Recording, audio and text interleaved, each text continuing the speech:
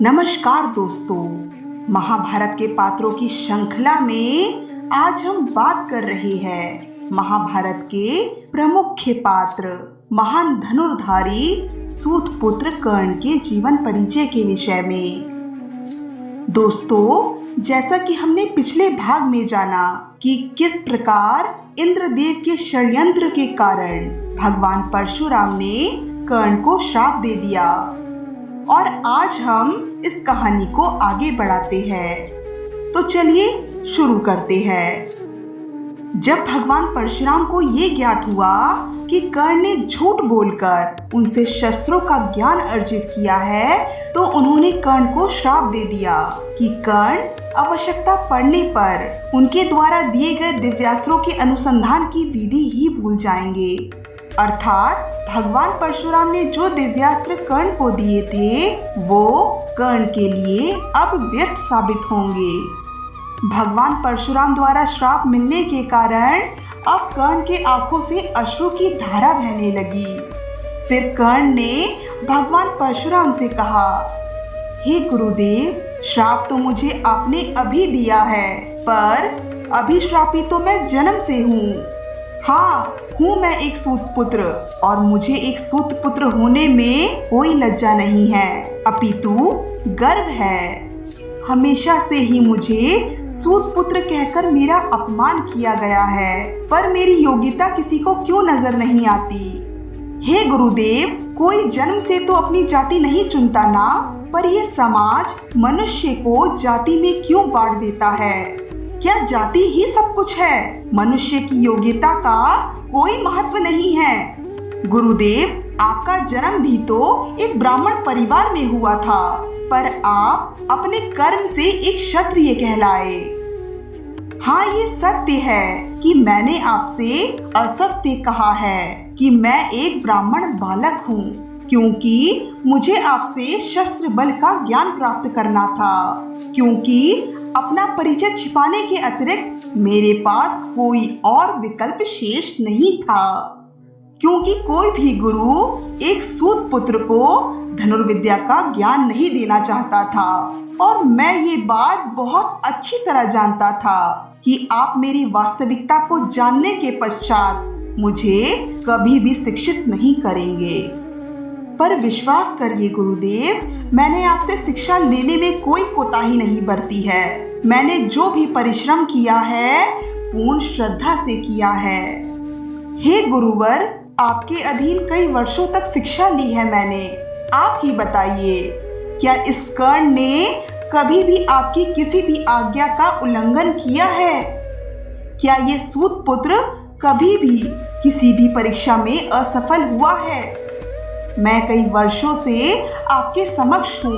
क्या आपको मेरी श्रद्धा में कभी भी कोई कमी नजर आई? मनुष्य की महानता और सफलता उसके योग्यता से मापी जाती है। फिर क्यों किसी के जीवन पर जन्म, जाति और कुल की छाप लगा दी जाती है गुरुदेव?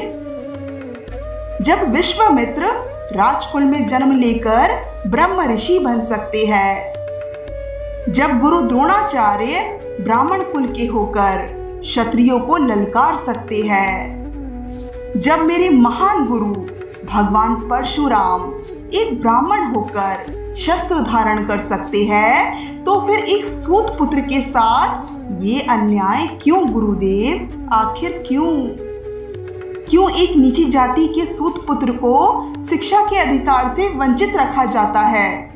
क्यों एक क्षत्रिय की उद्दंडता को उसका साहस माना जाता है, और एक सूत की वीरता को उसका दुस्साहस? क्यों गुरुदेव? आखिर क्यों होता है ऐसा? जिन ब्रह्मदेव के दिव्यास्त्रों को आपने मुझे सौंपे हैं, उन्होंने सृष्टि की रचना करने में क्या कोई भेदभाव किया है? जन्म से लेकर आपकी शरण में आने तक सदैव मैंने अपमान सहा है। आपके चरणों में आया तो मुझे लगा कि हाँ, मुझ में भी प्राण है, मैं भी जीवित हूँ।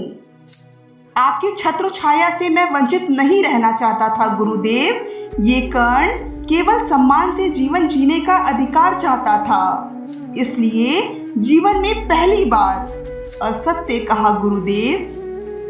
परंतु आपके प्रति मेरी श्रद्धा, मेरी शिक्षा के प्रति मेरी निष्ठा और मेरे कर्म के प्रति मेरी आस्था में कुछ भी असत्य नहीं है गुरुदेव।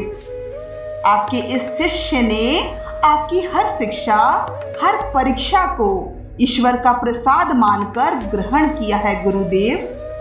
और आज ये सूत पुत्र कर्ण आपके श्राप को भी सहर्ष स्वीकार करता है।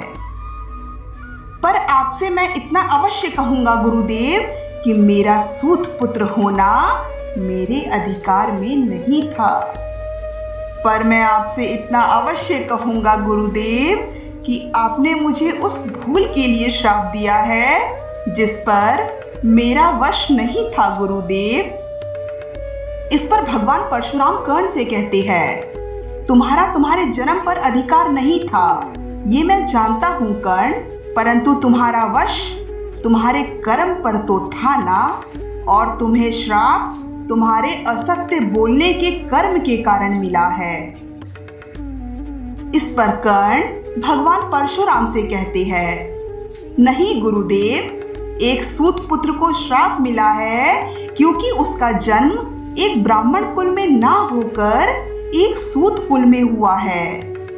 एक सूत पुत्र को श्राप मिला है क्योंकि एक सूत पुत्र होने के पश्चात भी उसने सम्मान से जीवन जीना चाहा, अपना अस्तित्व बनाना चाहा, इसलिए एक सूत पुत्र को श्राप मिला है गुरुवर।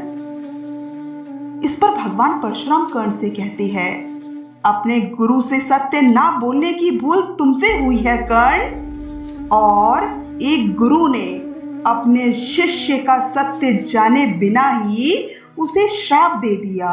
ये भूल तुम्हारे गुरु परशुराम से हुई है।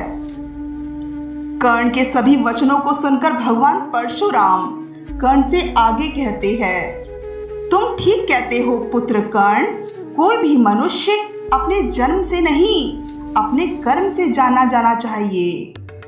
मैं भी अपने जन्म से नहीं अपने कर्म से जाना जाता हूँ।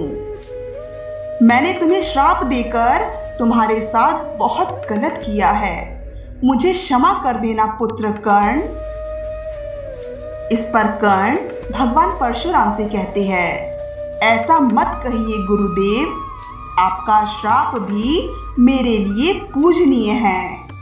ऐसा कहकर कर्ण अपने गुरुवर को प्रणाम करके वहां से जाने लगते हैं कि तभी भगवान परशुराम कर्ण को रोकते हैं और उनसे कहते हैं कि पुत्र कर्ण, जिस प्रकार धनुष से निकला बाण वापस नहीं लिया जा सकता, ठीक उसी प्रकार मुख से निकला हुआ वाक्य भी वापस नहीं लिया जा सकता। मैं अपना दिया हुआ श्राप तो वापस नहीं लौटा सकता, पर उसके प्रभाव को कम करने का प्रयत्न अवश्य करूंगा पुत्र कर्ण। मैं तुम्हें वरदान देता हूँ कि आज से तुम्हारे बाणों में एक ऐसा तेज होगा जो तुम्हें मेरे अन्य शिष्यों से भिन्न करेगा, और साथ ही साथ मैं तुम्हें आशीर्वाद देता हूँ कि तुम जीवन में हमेशा सफल रहोगे।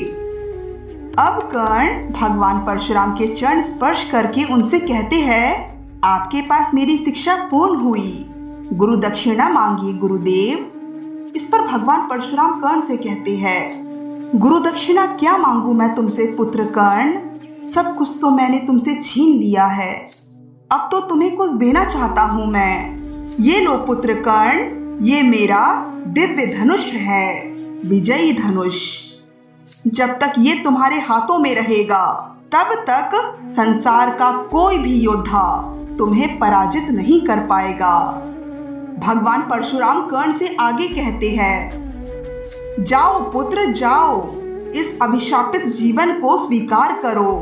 जन्म की पीड़ा और श्राप का ताप सहकर भी तुम संसार के आकाश में सूर्य की भांति चमकोगे, ये मेरा आशीर्वाद है।